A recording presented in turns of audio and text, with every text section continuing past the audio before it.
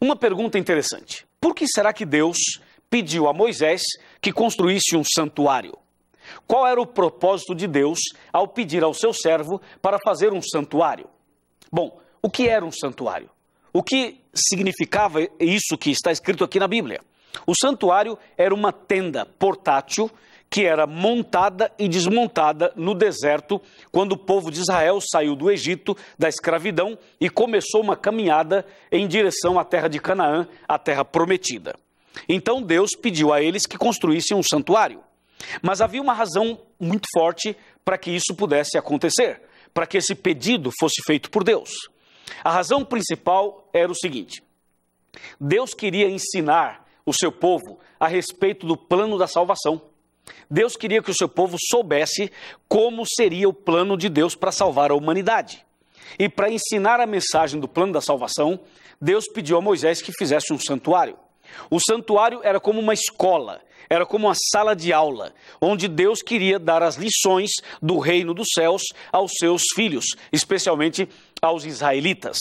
Então Deus pede a construção desse santuário mencionado aqui no livro de Êxodo.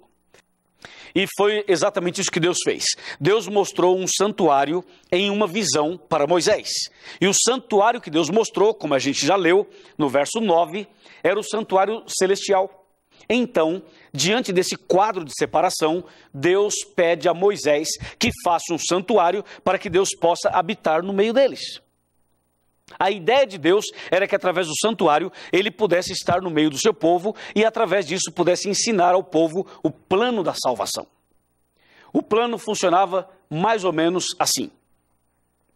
O plano era mais ou menos assim. Quando o homem cometia um pecado, esse homem que pecou deveria então passar pelo arrependimento. Se ele se arrependesse do pecado cometido, ele deveria pegar um animal. E o animal mais comum, mais usado, que aparece na Bíblia como um símbolo, inclusive, era o cordeiro.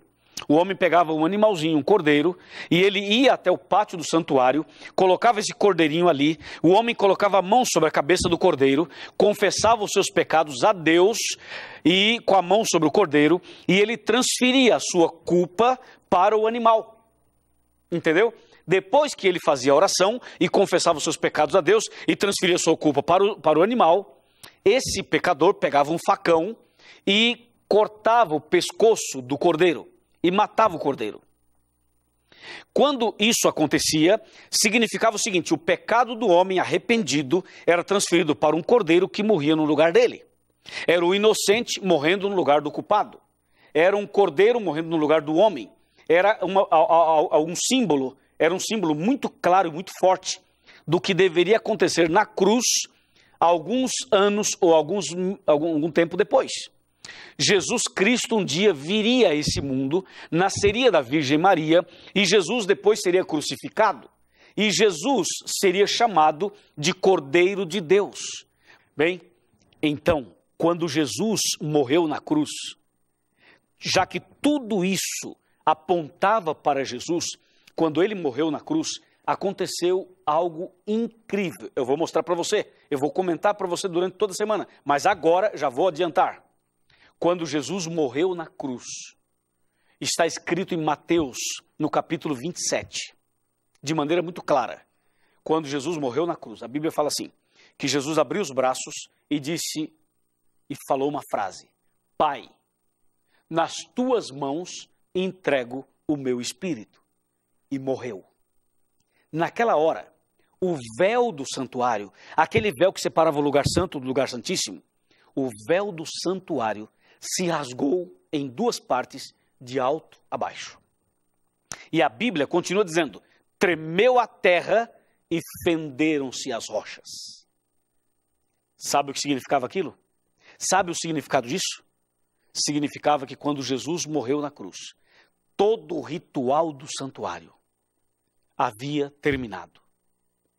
Ou seja, hoje, nós não precisamos mais matar cordeiros.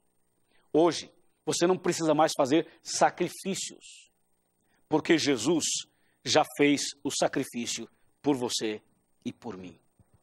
Porque hoje, o santuário terrestre já não existe mais. O que existe hoje é o santuário celestial. Mas tem uma coisa muito importante. Quando você olha a Bíblia, você descobre que dentro da palavra de Deus existem citações a respeito de 3 santuários que ainda existem na terra. Existem 3 santuários mencionados na Bíblia, fora o santuário feito por Moisés, fora o santuário celestial. Existem 3 santuários na terra que você precisa entender nessa noite no programa A Arena do Futuro. O primeiro santuário desses 3 que eu estou mencionando são: primeiro santuário é o nosso corpo. De acordo com 1 Coríntios, capítulo 6, versos 19 e 20, está escrito assim: não sabeis que o nosso corpo é o santuário do Espírito Santo e que Deus habita em vós? Lembra desse texto? Então, o primeiro santuário desses 3 que eu estou mencionando, fora o santuário de Moisés, fora o santuário celestial, é o nosso corpo. A Bíblia diz que o seu corpo e o meu corpo é o templo, é o santuário, é a morada de Deus. Segundo, a Bíblia também nos faz entender que a nossa casa, nosso lar, também é um santuário.